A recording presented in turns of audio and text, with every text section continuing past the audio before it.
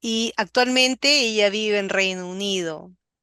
Giovanna viene aquí esta tarde a hablarnos acerca de la ética de la inteligencia artificial educativa desde el Reino Unido hacia Latinoamérica. Y permítame antes de darle el pase a Giovanna, darle unas pequeñas indicaciones. Durante esta charla pueden dejar sus preguntas en el Q&A que tienen ahí abajo, en la barra negra, y para podérselas alcanzar a ella al finalizar. Si desean, pueden compartir, si desean compartir esta presentación en sus redes sociales, por favor, no olviden ponernos con el hashtag de FIE 2025 y también los invitamos a que nos sigan en las redes sociales de innovación educativa que tenemos en Instagram, en LinkedIn, YouTube. Muchas gracias, Giovanna, por estar aquí, por acompañarnos esta tarde. Muchas Bienvenida, gracias, adelante. muchas Ujú. gracias Isa. Un gusto nuevamente coincidir por acá. Bueno, esta ponencia, bueno, voy a ahorita ir compartiendo mi pantalla. Me avisan cuando ya la puedan ver. Denme un segundito. Y mientras la voy compartiendo, soy muy contenta pues de estar de vuelta por acá, así sea virtualmente, acompañándolos, ya que, bueno, yo soy exalumna de UPC. Soy egresada de la carrera de psicología y no solamente eso, sino que también estuve trabajando dentro de la universidad, también en el área de diseño de experiencias de aprendizaje. Fue una experiencia súper bonita y qué lindo ahora coincidir nuevamente en este espacio. Así Así es. que, bueno, nada, creo que Bienvenida. Isa ya ha comentado un poquito acerca de mi experiencia y también de mi trayectoria. ¿Me avisan si se puede ver la pantalla? Sí se ve muy bien. Ya, excelente. Entonces, bueno, como bien dijo Isa, yo ahorita me estoy especializando en todo lo que es tecnología educativa. Actualmente estoy culminando pues mi maestría en educación y tecnología en la University College London en Londres.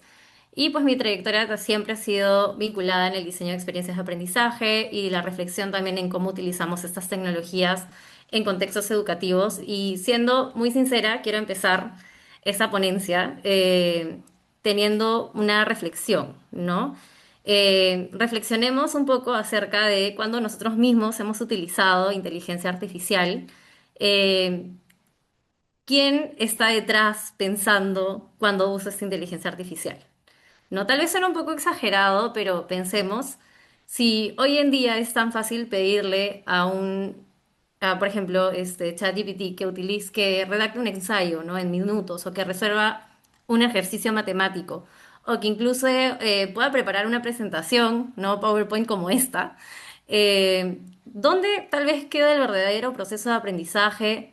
¿O en qué parte esta presentación o este ensayo o este ejercicio sigue siendo pues del estudiante, ¿no? Entonces, esa pregunta creo que es súper válida para todos nosotros como docentes, investigadores o profesionales que estamos dentro de la educación, porque tenemos la misión de acompañar a los estudiantes a aprender a pensar y analizar críticamente, a corregir, a construir su conocimiento, pero si las máquinas no empiezan a reemplazar esas partes del proceso, el riesgo es que confundamos el resultado con aprendizaje. Entonces, acá volvemos a la pregunta, ¿no? ¿Qué entendemos nosotros por aprendizaje, ¿no? En países, por ejemplo, en Reino Unido, que he tenido la oportunidad de ya vivir más o menos un año por allá, estas preguntas no solamente se plantean, sino que ya se han convertido en políticas, ¿no?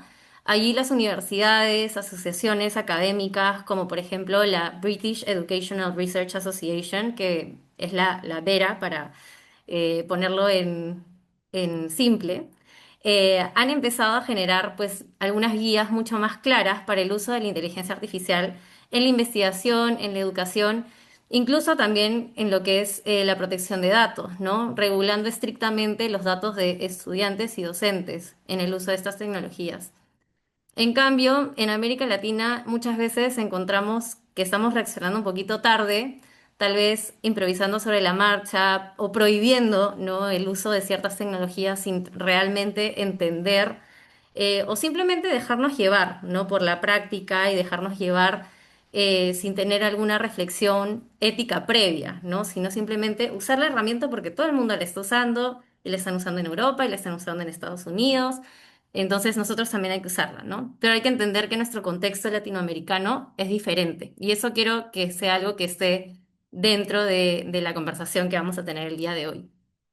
Y acá quiero ser honesta porque podría sonar de que estoy haciendo una crítica destructiva a la inteligencia artificial, pero no es así, sino es una alerta, ¿no? Porque si no discutimos la ética en la inteligencia artificial en educación, lo que está en juego no solamente es lo que enseñamos, sino también el tipo de sociedad que estamos formando. O sea, al final lo que queremos formar son mejores personas. Es importante y bueno, profesionales que al final se vayan a desempeñar en esta sociedad, es importante que pues lo veamos con ética. Y acá tenemos estas tres preguntas centrales, ¿no? Para que las podamos reflexionar durante toda la ponencia, que es ¿qué dilemas éticos trae la inteligencia artificial a nuestras aulas? ¿Qué buenas prácticas podemos adaptar de otras realidades, como por ejemplo el Reino Unido? ¿Y cómo podemos construir una ética de la inteligencia artificial con un acento un poco más latinoamericano, que dialogue con nuestras brechas, nuestras urgencias y nuestra diversidad educativa? Porque pues hablar de inteligencia artificial en educación, pues no solamente es hablar de tecnología, es poder hablar de justicia, de pensamiento crítico, de la autonomía de nuestros estudiantes. Y eso estoy convencida que no debe estar solamente en manos de un algoritmo. Entonces, teniendo en cuenta esa reflexión, ¿por qué tenemos que hablar de ética en la inteligencia, en inteligencia artificial y educación? Acá justamente hay que tener en cuenta que la inteligencia artificial no es neutral. Entonces hay que subrayar ese punto 100 veces, ¿no? La inteligencia artificial no es neutral y a diferencia de tal vez otras tecnologías que hemos tenido anteriormente, como, no sé, la calculadora, por ejemplo, la inteligencia artificial se presenta con un rostro totalmente distinto. No solamente procesa datos, sino que parece que piensa, que responde, hasta incluso que tiene su propia opinión. Entonces eso tiene un efecto psicológico muy poderoso porque cuando interactuamos con una máquina que responde como un ser humano, tendemos a confiar mucho más en ella, aunque no sepamos de dónde vengan las respuestas, ¿no? Y las asumimos como que si fueran reales, ¿no? Como, por ejemplo, ¿no? O sea, un estudiante puede pedirle a ChatGPT que le haga un ensayo sobre la Segunda Guerra Mundial, ¿no? Y en segundos va a tener un texto con introducción, desarrollo y conclusión que va a sonar bien articulado, bien hecho, ¿no? Eh, pero que digamos qué ha pasado con el proceso de poder leer, de reflexionar, de argumentar con el estudiante, ¿no? Si no ponemos límites claros, la inteligencia artificial corre el riesgo de convertirse en una como muleta intelectual del esfuerzo cognitivo. Y esto tiene un impacto bastante grande en la educación, ya que nos cambia como educadores y como aprendices. El docente puede dejar de diseñar desde cero sus clases y delegarlo todo a una máquina. El estudiante ya no necesita tal vez leer para entregar un producto. Y la sociedad empieza a aceptar este tipo de conductas como algo normal, ¿no? Que alguien puede producir algo sin haber pensado. Y acá el problema es un problema ético, ¿no? Porque no está en juego únicamente la calidad de, no sé, de un examen o de la originalidad de un ensayo, sino lo que está en juego es lo que entendemos por aprendizaje. Frente a ello, en mi experiencia en Londres, frente a ese reto, muchas de las universidades no han optado por la prohibición total, ¿no?, de la inteligencia artificial, sino lo que se hace es acompañar el uso de la inteligencia artificial con una reflexión crítica. Algunas instituciones incluso han rediseñado sus modelos de evaluación para que justamente se pueda acompañar una cosa con la otra. En cambio, acá la primera reacción casi que ha sido está prohibido usar la inteligencia artificial en los trabajos, ¿no? Algunos docentes tal vez no han utilizado o en algunas instituciones educativas como en colegios, sobre todo, prohíben el uso, ¿no? Pero sabemos bien que la prohibición no detiene el uso de algo, ¿no? Simplemente lo va a volver oculto y si está oculto, sí ya empieza a ser un peligro porque deja de estar acompañado pedagógicamente, ya que el estudiante igual lo va a seguir usando sin un acompañamiento. Y por eso es una urgencia, básicamente, hablar de inteligencia artificial, no es un lujo, y hablar de ética en esto, ¿no? Porque si no lo hacemos, corremos el riesgo de educar estudiantes que no son capaces de distinguir entre expresar críticamente y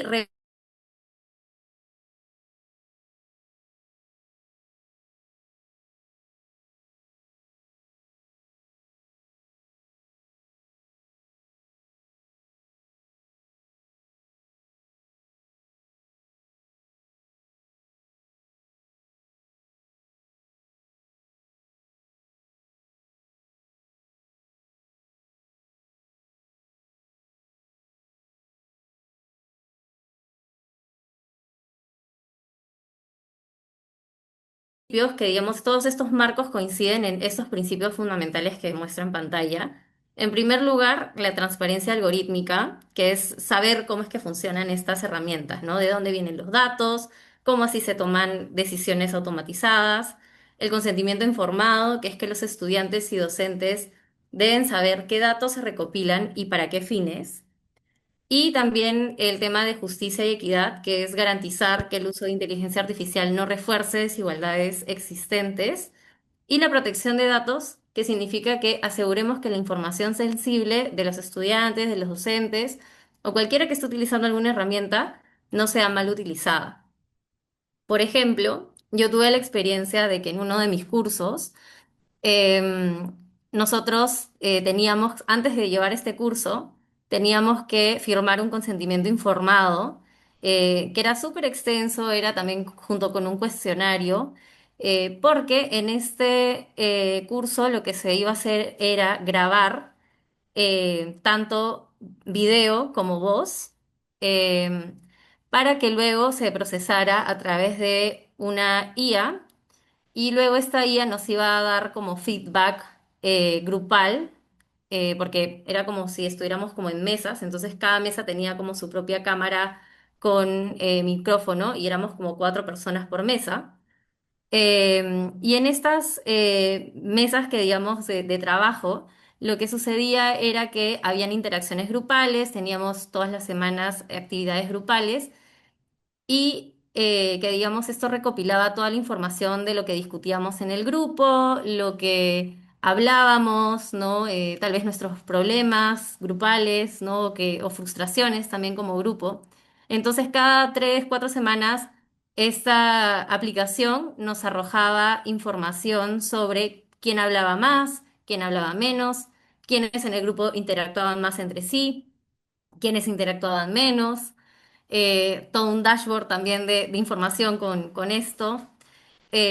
También nos daba toda información sobre cuáles eran nuestros principales, tal vez, problemas o puntos de mejora como grupo, cuáles eran nuestros puntos fuertes como grupo. Entonces fue una herramienta bastante interesante de feedback que de hecho se nos informó desde un inicio que para qué lo íbamos a utilizar, cómo se iba a usar, etcétera, etcétera. Y no simplemente fue como que, bueno, se les va a recopilar información y listo, ¿no? Entonces, creo que este tipo de cosas son muy importantes porque ¿cuántas veces tal vez las universidades en Latinoamérica tal vez piden realmente el consentimiento informado a sus estudiantes? Tal vez en algo simple como utilizar plataformas digitales, ¿no? Tal vez la mayoría instala sistemas de gestión de aprendizaje, softwares de proctoring o herramientas de análisis de datos, sin tal vez explicitar qué información se va a recolectar ni cómo será usada. Tal vez se da algo como que acepta los términos y condiciones, bla, bla, bla, y no se da mucha explicación al respecto. Entonces, sí creería que, digamos, en esas diferencias podríamos apoyarnos de estos ejemplos que hay de fuera. Ahora voy a hablar un poquito acerca de ciertos dilemas éticos que son súper importantes para lo que es Latinoamérica y también cómo es que tal vez pueden abordarse a través de algunos ejemplos que yo he visto también. En primer lugar, es la auditoría digital, ¿no? Siempre está un poco este interrogante de si es que tenemos un ensayo hecho con ChatGPT, ¿quién es el verdadero autor, ¿no? ¿El estudiante, el que hizo el prompt, la máquina que generó el texto? El programador de modelo, ¿no? En las universidades siempre hemos tenido claro que un trabajo debería ser fruto del esfuerzo del estudiante, pero ahora todo es un poco difuso, ¿no? No queda muy claro. Por ejemplo, si un profesor se diera cuenta que varios alumnos cuentan con frases similares, ¿cómo se puede sancionar eso, ¿no? Como plagio, como que hubo un plagio colectivo, como un mal uso de la herramienta que todavía no sabemos regular. Entonces eso todavía queda un poquito en la interrogante. Por ejemplo, en las experiencias que he tenido en la universidad, han decidido de no hablar de plagio de inteligencia artificial, sino de más bien un uso indebido de la herramienta, ¿no? Reconocen que la autoría no es de uno solo, no es de o de la inteligencia artificial o de el estudiante en sí mismo, si es que pues, el estudiante admite que ha utilizado inteligencia artificial, sino que más bien una especie de espectro o combinación, ¿no? Entre estas ambas cosas, ¿no? Por ejemplo, ¿no? En mi caso, yo recuerdo que para algunos trabajos, sí o sí, o sea, creo que casi que todos los estudiantes internacionales decíamos que habíamos utilizado inteligencia artificial por un tema de gramática, ¿no? No es nuestro primer idioma el inglés porque teníamos que hacer todos los trabajos en inglés. Y obviamente habían algunas palabras o refraseos o incluso hasta términos técnicos que tal vez no lo sabemos en inglés, ¿no? Que de hecho también era una cuestión de mencionar, ¿no? Que uno había utilizado inteligencia artificial para ello. Luego, otro dilema ético es la integridad académica y la evaluación, ¿no? Y como ya había mencionado antes, ¿no? Tenemos este dilema de ahora, bueno, si no sabemos cuánto hizo el estudiante y cuánto hizo la inteligencia artificial, ¿cómo evaluamos, no? En Latinoamérica tal vez muchas instituciones o incluso tal vez docentes mismos han prohibido el uso de la inteligencia artificial, pero como dije antes, la prohibición no oculta la práctica, ¿no? O sea, solamente va a ocultar la práctica, perdón. No va a hacer que no se haga. Entonces los estudiantes igual lo van a usar, pero escondidas, ¿no? Por ejemplo, como había dicho, en la universidad uno puede, en Reino Unido uno puede usar los trabajos, la inteligencia artificial para los trabajos, pero debe mostrar el proceso de pensamiento, ¿no? No basta con solamente entregar el ensayo, sino que hay que explicar por qué, cuáles son los prompts tal vez que se usaron, cómo se evaluaron las respuestas, y qué decisiones se tomaron en cuenta para tomarla, ¿no? Que es como este ejemplo de la gramática que les comentaba. Así que lo que se evalúa no solamente es el producto, sino que también la capacidad crítica para poder utilizar esta herramienta mucho más a conciencia. Entonces hay que cambiar ese chip de seguir midiendo exclusivamente el producto final, ¿no? Sino eso nada más favorece a aquellos que tienen acceso y saben cómo utilizar la inteligencia artificial y no necesariamente estamos creando aprendizajes significativos en los estudiantes.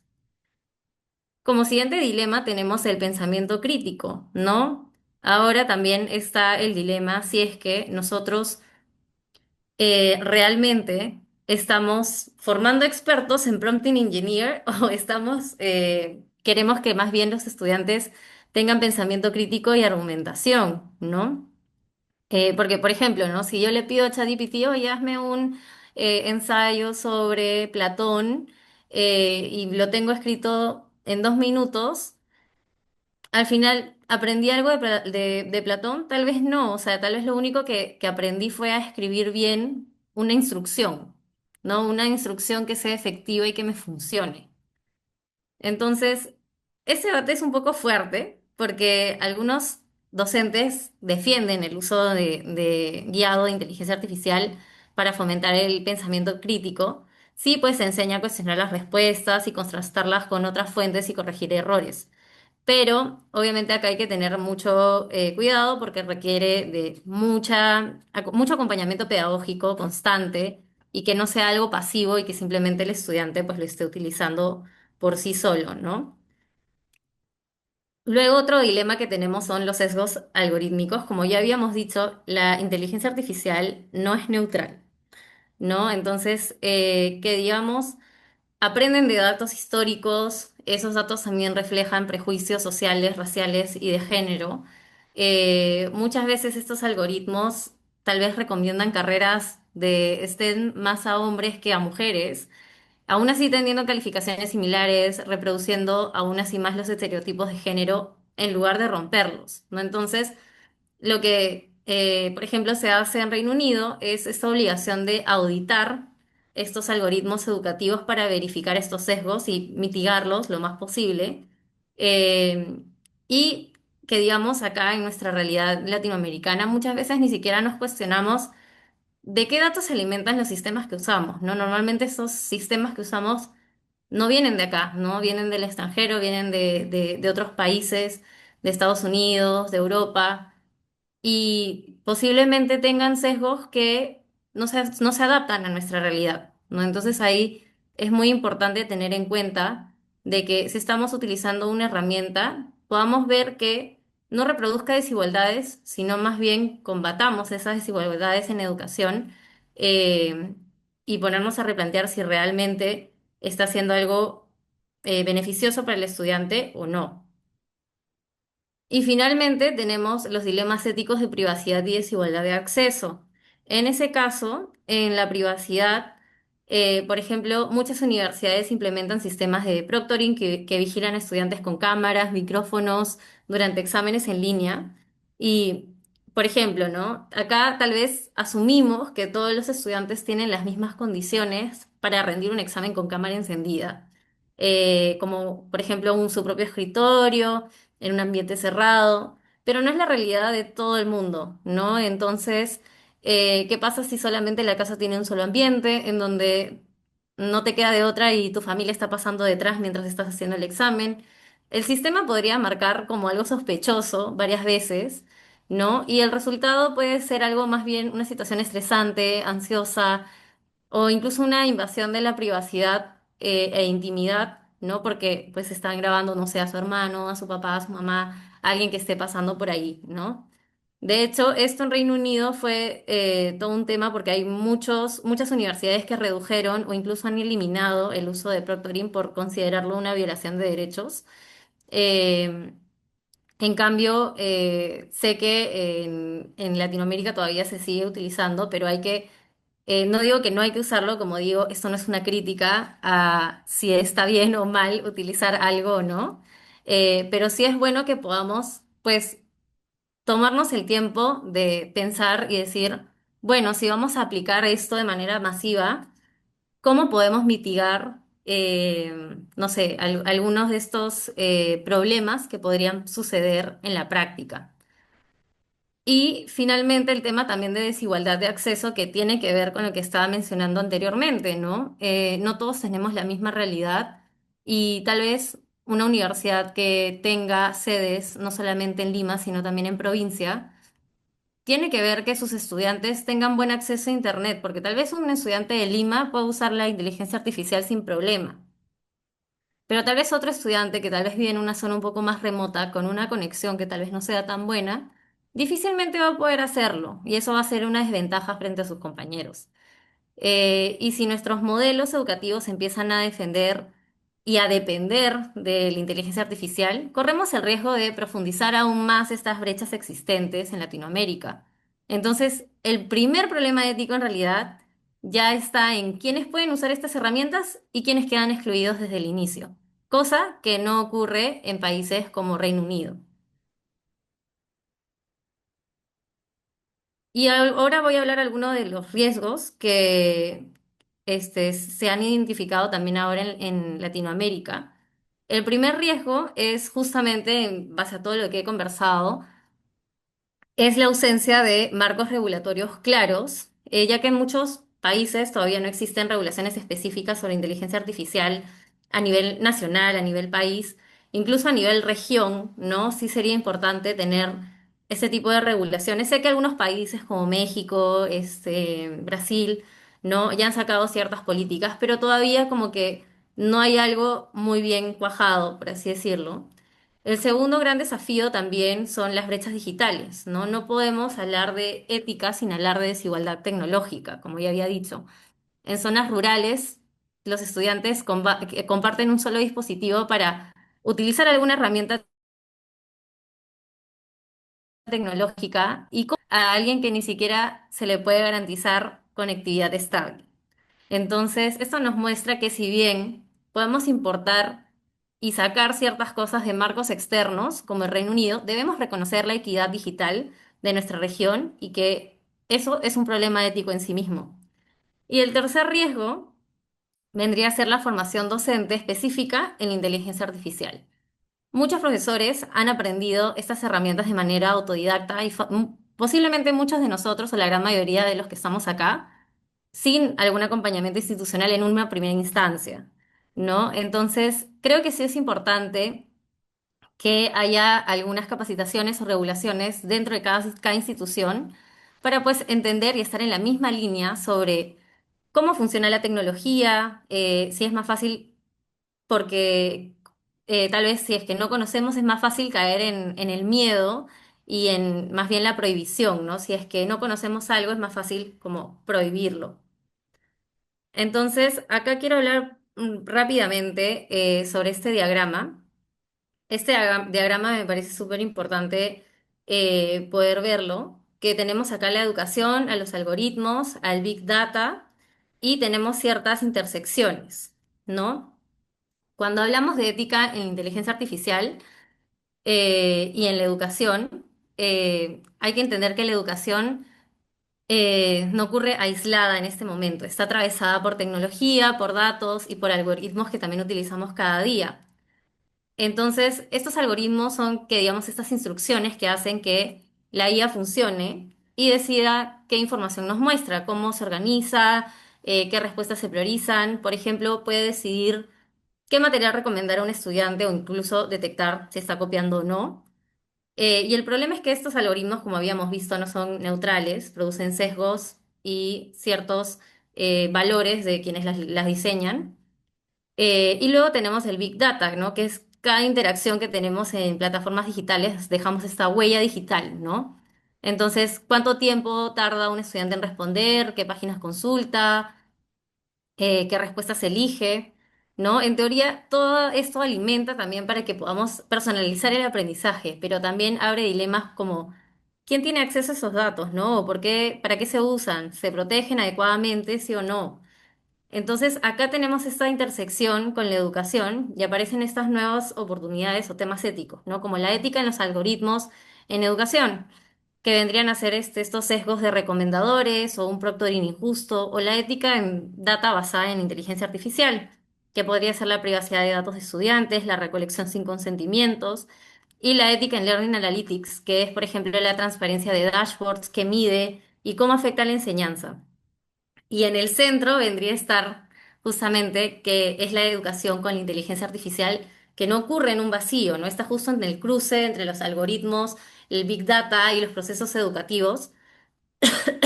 Y es en este cruce en donde ocurren estos dilemas éticos de privacidad, sesgo, autonomía, incluso calidad de aprendizaje, ¿no? Entonces, por eso es importante que tengamos esta intersección y no reducir simplemente la inteligencia artificial como algo bueno o malo, sino como una realidad mucho más compleja y que tenemos que hablar de diferentes ejes al mismo tiempo y diferentes intersecciones.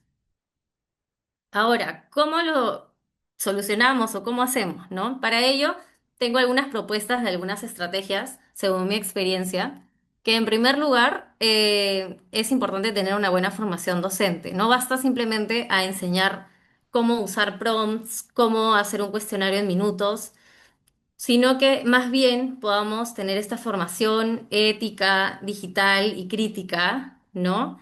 En donde el docente pueda hacerse preguntas, ¿qué sesgos puede tener esta herramienta? ¿Qué pasa con los datos de mis estudiantes? ¿Cómo garantizo que mis estudiantes no solamente usen la inteligencia artificial, sino que también estén pensando críticamente lo que reciben. Y en nuestras universidades podríamos empezar como talleres sencillos, en donde los docentes aprendan a evaluar críticamente las respuestas de la inteligencia artificial, tal vez detectando errores, sesgos o mismos loops que se mete la inteligencia artificial. Luego también tenemos ciertos lineamientos institucionales propios que podrían hacerse y no esperar a que a nivel nacional se haga una política pública, sino que las mismas instituciones puedan crear sus propias guías éticas institucionales claras y bien comunicadas con todos los docentes, ¿no? Entonces, cada docente tenga claro qué se puede hacer, qué no se puede hacer, en qué momento se puede utilizar, cómo se puede utilizar. Por ejemplo, en mi universidad tienen un documento interno en donde se regula, de hecho es algo público, lo podrían incluso googlear, que en donde no prohíbe, sino que más bien establece en qué aspectos es aceptable y cómo debe citarse esas herramientas y en qué ocasiones tal vez se considera como un uso indebido. Eh, en algunas universidades, como dije, ya han empezado a redactar estas guías similares. Yo sé que en algunas universidades acá sí lo hacen. Y deben ser documentos vivos, ¿no? Deben de revisarse cada cierto tiempo porque las tecnologías cambian muy rápido. Y la clave de estos documentos no es copiarse de Europa, ¿no? O de Estados Unidos, sino que responden también a nuestras propias brechas, ¿no? Por ejemplo, en una universidad peruana, algo que me parecería crucial es que debería haber una guía ética considerando explícitamente las desigualdades de acceso a la tecnología entre estudiantes, por ejemplo, entre diferentes sectores de Lima o incluso de provincias. También tenemos lo que es el rediseño de evaluaciones, en donde, que digamos, acá tendríamos que cambiar la manera en la que nosotros evaluamos. Mientras seguimos evaluando solo productos finales, solo un ensayo, un examen escrito, eh, la inteligencia artificial va a tener ventajas sobre nosotros, ¿no? Por ejemplo, para un curso yo tenía que hacer un portafolio de aprendizaje en donde yo documentaba semana a semana mi proceso, qué fuentes consulté, cómo verifiqué la información, cómo tal vez transformé este borrador a un producto final, qué aprendí y cómo lo conecto también con mi propia experiencia. Entonces, esto te ayuda más o menos a tener en cuenta cómo está este proceso metacognitivo del estudiante. eh, y no solamente nos centramos en el producto final, ¿no? Y de hecho ayuda mucho a que el estudiante pues tenga este proceso de metacognición y que vea realmente cómo se dieron sus aprendizajes. Otra estrategia que es importante es enseñar a los estudiantes que la inteligencia artificial no es una verdad absoluta, ¿no? Que es una herramienta que puede equivocarse y se pueda cuestionar, contrastar y decidir y no solamente repetir. Y finalmente, algo un poco más ambicioso, que digamos así en el mundo ideal, algo que a mí me gustaría es impulsar el desarrollo local de soluciones tecnológicas, ¿no? ¿Por qué tenemos que depender de plataformas extranjeras cuando estamos entregando nuestros datos, nuestro lenguaje, nuestras prioridades a corporaciones que ni idea de lo que puedan hacer con nuestros datos, ¿no? O ni idea de tampoco ellos conocer nuestra realidad o nuestro contexto. Entonces, acá sí me parecería importante, yo sé que es algo ambicioso, pero invitar a que se puedan hacer este tipo de cosas. Y ahora, quiero terminar con esta imagen un poco chistosa, para cerrar, que en verdad, o sea, la inteligencia artificial, si bien puede generar textos, resolver ejercicios y simular conversaciones, eh, no puede en sí mismo formar como ciudadanos críticos, ni despertar la creatividad auténtica, ni acompañar al estudiante en su proceso de descubrimiento personal. Ese sigue siendo tarea nuestra, de los educadores. Y acá quiero dejarles una advertencia, ¿no? Muchas veces vemos a la inteligencia artificial y decimos, ay, qué lindo, qué hermoso, qué herramienta tan increíble, qué bien lo que hace, pero en realidad estamos saltando a un lago así ciegos sin saber qué hay en la superficie. Y necesitamos regulaciones claras, ¿no? Si para aprobar un medicamento exigimos ensayos clínicos, ¿por qué no vamos a aplicar los mismos estándares similares a tecnologías que están transformando cómo pensamos, cómo aprendemos y hasta cómo se desarrolla nuestro propio cerebro? Entonces, veamos la magnitud de importancia de esto, ¿no? Estamos hablando de que una herramienta está afectando cómo es que se desarrolla nuestro cerebro. Entonces sí es importante que podamos tener regulaciones. Eso no se trata de que, vamos a poner reglas, ¿no? Y vamos a satinizar todo, pero sino, más bien se trata de proteger nuestros derechos humanos en la educación, el derecho a la autonomía, a la privacidad, a la equidad y a un aprendizaje mucho más genuino. Por eso prohibir o abrazar ciegamente estas tecnologías no es algo que debamos hacer, ¿no? Tenemos que replantear esta forma de enseñar y evaluar. Necesitamos guías éticas propias, necesitamos políticas públicas situadas, ¿no? Que respondan a nuestra realidad, a la formación docente que incluya una ética digital y crítica, es artificial con autonomía y conciencia, no con un sustituto de pensamiento, sino como una herramienta que expande posibilidades.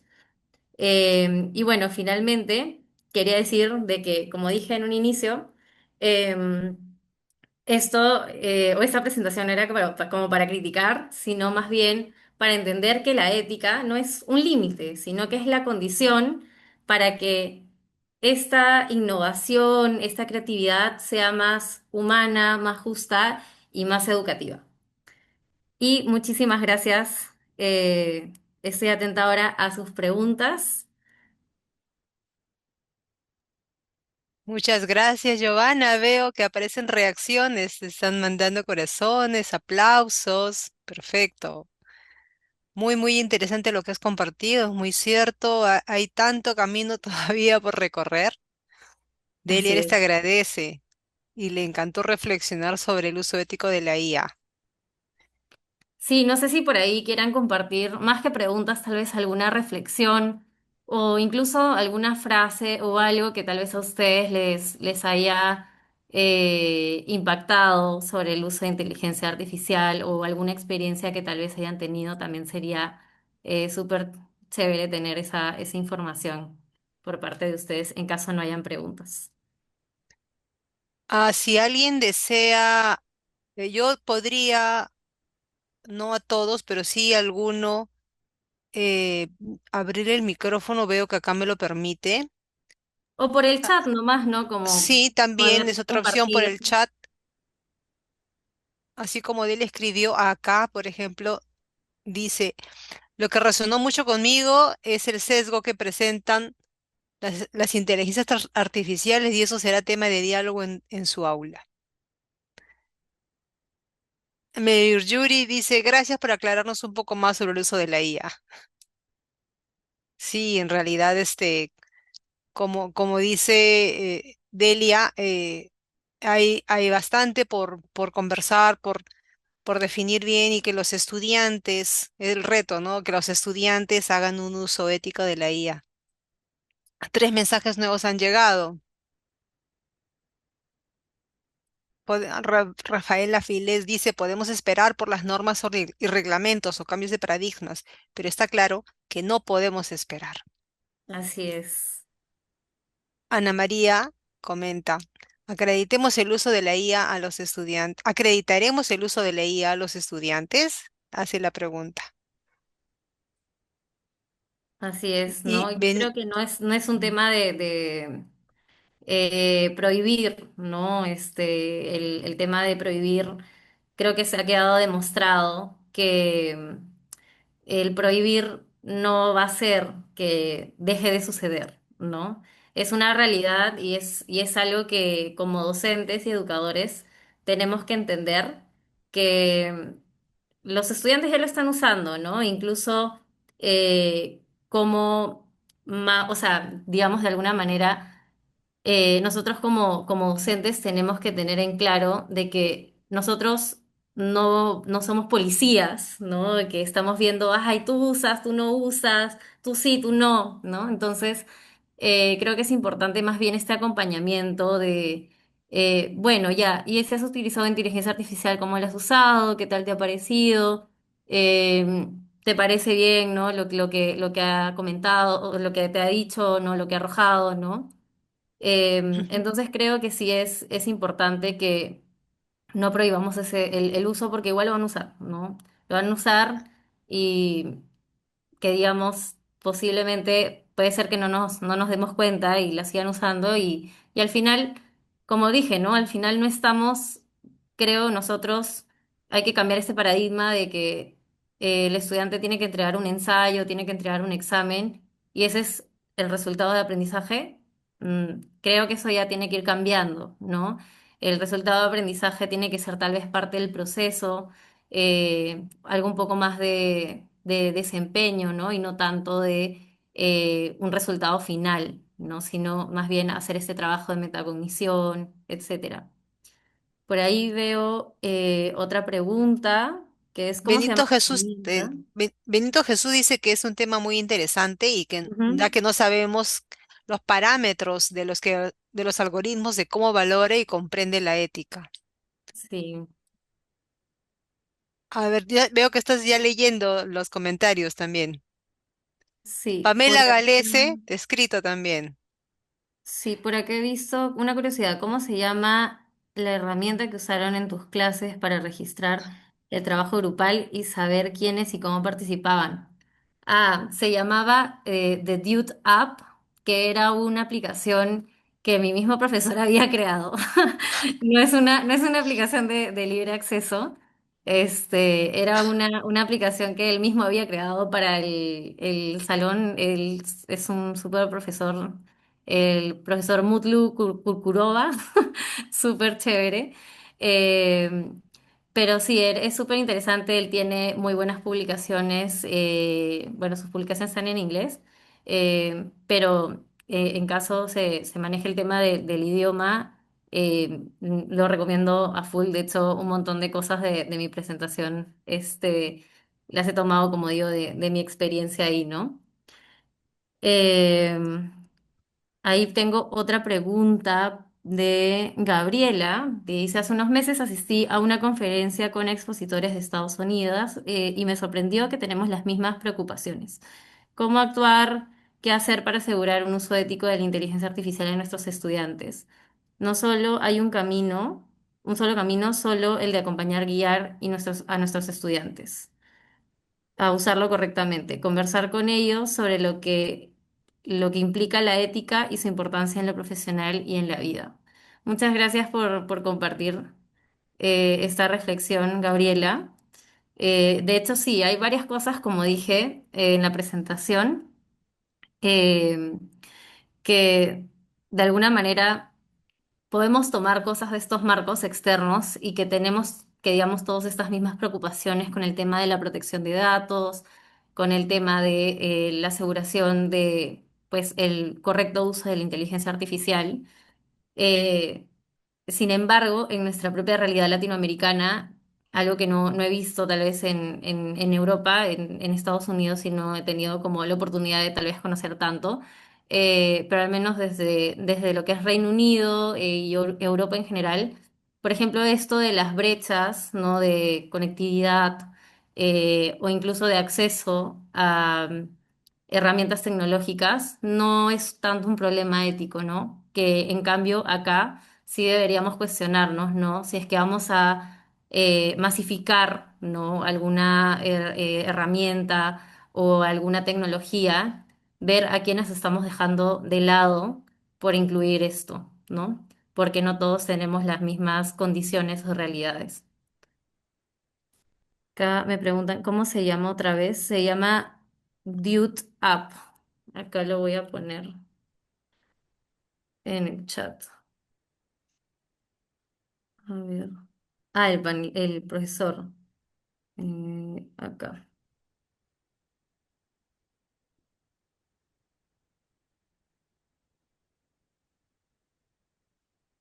Ujú. Ah, es el nombre de tu profesor. Ah, para Sí. seguirlo en Instagram, dice. No, En LinkedIn. En LinkedIn, sí. También me pueden seguir en LinkedIn. Eh, sí, igual acá les dejo el nombre, porque su nombre es un poco complicado. Y mientras eso, yo voy a leer algunas de los comentarios que te han hecho, no necesariamente preguntas. Nelly Galese nos dice, nos has hecho reflexionar sobre el uso que ahora damos día a día a la inteligencia artificial y cómo regularlo, y estar al tanto de cómo lo usan los estudiantes para la mejora de los aprendizajes.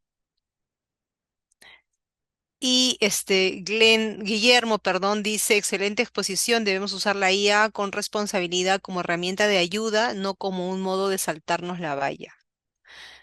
Sí, eso es muy cierto, porque los jóvenes al día de hoy, en realidad, para temas familiares, coloquiales del día a día, cualquier pregunta que tú haces y ellos no saben, ya están inmediatamente buscando, preguntando el ChatGPT y en segundos te dan la respuesta. Para cosas tan sencillas, ¿cómo no lo van a usar para temas académicos? Definitivamente sí. así es, Ujú. definitivamente. Ah, nuevos mensajes. Ahí está, le pusiste el nombre. Sí. Ahora todos vamos a seguir a tu profesor. No, síganlo, es lo máximo, en verdad ha sido uno de los mejores profesores que he tenido por allá. Perfecto, Súper bueno y súper crack en todo lo que es tecnologías aplicadas a la educación, ha hecho un montón de investigación y sigue haciendo investigación, así que súper recomendado si por ahí quieren leer alguno de sus papers. genial. Bueno, los minutos nos han ganado, Giovanna. Es, Queremos agradecerte por este espacio, por habernos acompañado ahora, por tu valiosa presentación.